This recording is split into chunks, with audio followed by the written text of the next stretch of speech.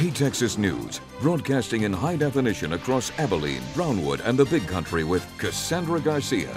We too have caught some folks still making their ways to the polls this afternoon. Right now we're standing outside the Callahan County Courthouse. This is where the nominees will make their way tonight to watch the numbers come in. Well, that's right, George. Funeral services are set to begin about 5:30 here at the Broadway Church of Christ in Lubbock. Well, Braid, like you can imagine, these kids have been through so much. First, their friend missing without a trace. Here in Abilene, there's just pretty much an accumulation of water. We saw more than an inch of rain just yesterday, so expect slippery roads out there. Well, Braid, it's been a very tough day. Throughout the day, a steady stream of family and friends have been coming here to say prayers and lay down flowers for their friends. We're right here on FM 600, just down the street from CB Park. This is where the accident happened, and police say that car filled with 6 teenagers ran off the road. It hit the tree, and I'm not sure if you can see it or not, but the bumper of the car is actually still left behind that tree. We've talked to many. We were preparing to do a story about the Prairie Dogs, their first home game, but instead the story became that wild weather as people began to take cover. And even during the hottest months of last year, park officials say there was one thing drawing people to the parks, and that is the pool. Police on the campus say there aren't a lot of students left here over the summer, but because of this recent robbery, the students that are left behind say they're using a little extra precaution. We're out here preparing for the last weekend of the high school rodeo finals. We've been walking around, and it just doesn't seem like I have the right gear on to hit the rodeo. All right, much better. And let me show you exactly what they're doing. They're taking up old railroad tracks like these, and if you've ever had to drive over them, this project is probably coming as a relief. All those unwanted Christmas trees will then end up here at the Abilene Recycling Center. More than 1,200 families will walk through these doors in the next 2 days, and in here they'll get to pick from all these toys and choose that perfect gift for their child. The Expo Center benefits from 2 inmate work crews, one that does outside repair and maintenance, and the other that does prep work for events.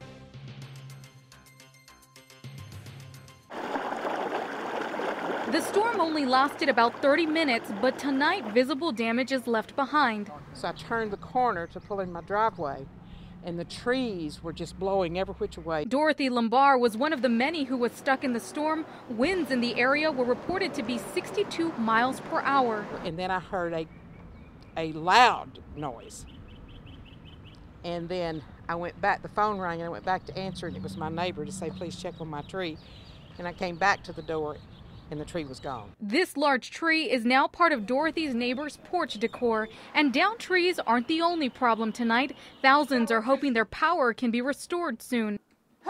AEP is working to get electricity back on for thousands in Taylor, Jones, and Callahan counties. This damaging storm rolled in just after 7 tonight. We were among the hundreds who awaited the Prairie Dogs' first home game at McMurray's Walt Driggers Field. The game didn't even see the start of the first inning before fans were forced to take cover. But as the storm cleared, many began to pick up debris. And on this Memorial Day, neighbors turned to each other to get the job done a little quicker. I seen that they needed some help, so I stopped to see if I could help. Appreciate it. Let me go get a chainsaw and I'll get it cut up. Well, hey guys, we're out here preparing for the last weekend of the high school rodeo finals. We've been walking around, and it just doesn't seem like I have the right gear on to hit the rodeo. It would look great with the colors of the light blue and the light blue. So with the help of these lovely ladies and the NRS booth, we searched for the right boots, shirt, and hat to make me a modern-day cowgirl. All right, much better. And we were off. But I quickly learned that it takes more than just cute boots to make it in this rodeo. Hundreds of the best high schoolers around the state have converged on the Taylor County Expo Center, giving it their all, hoping to walk away one step closer to a national title. These young riders have been working toward this goal for years. Amazing. It's like nothing you'll ever experience. The work you put into it and how much fun you have, the new people you meet at rodeos, it's just great. For most, the journey isn't easy. I drew a calf that kicked real hard and he just strained. The handful who perform at their peak are rewarded with scholarships, and those who fall short look forward to next year. Well, since I didn't do too good earlier this week, it's just go have fun tonight. Something moving millions of miles above our atmosphere grabbed the attention of Earthlings tonight. Young and seasoned donned a pair of glasses or looked through the eyepiece of a telescope to see the second closest planet to the sun cross in front of our solar system star. It's pretty cool because you don't really think about seeing it. You just think, oh yeah, that's cool, and then you get to see it. We've always kind of been interested in the sky and the stars and thought this was kind of a phenomenal event to have in Abilene. Anticipating the sight drew dozens out to Abilene State Park, and when Venus appeared as a tiny speck, there was excitement. To actually be live and say that I was here today and won't be here in 105 years to physically actually stand and see it. The motor right there is tracking the sun. Joe Thompson, a member of the Big Country Astronomy Club, rigged up the gear to share the sight. Back in the 1600s, the transit of Venus held a great significance for scientists, but today the universal display is more for show. At this point in time, it's really more about sharing with other folks, and maybe some kids will see something that they find fascinating and will introduce them to astronomy. But still, this afternoon, the planet, named after a mythical goddess, really was a beautiful sight. For the most part, though, it's just so rare. You know, it's not going to happen again for 105 years. Anyone who's seeing this today can say, if you didn't see it, you never will, period. It comes through a text message. I hid the body, what do I do now? An anonymous confession triggering big concerns. Don Depew knows firsthand. His 14-year-old daughter woke up to that text on Friday. I viewed the message and shocked about what it said, ran to my dad and told him, look at this, you need to look at this. The look on her face and the way she held the phone to me that morning was concern.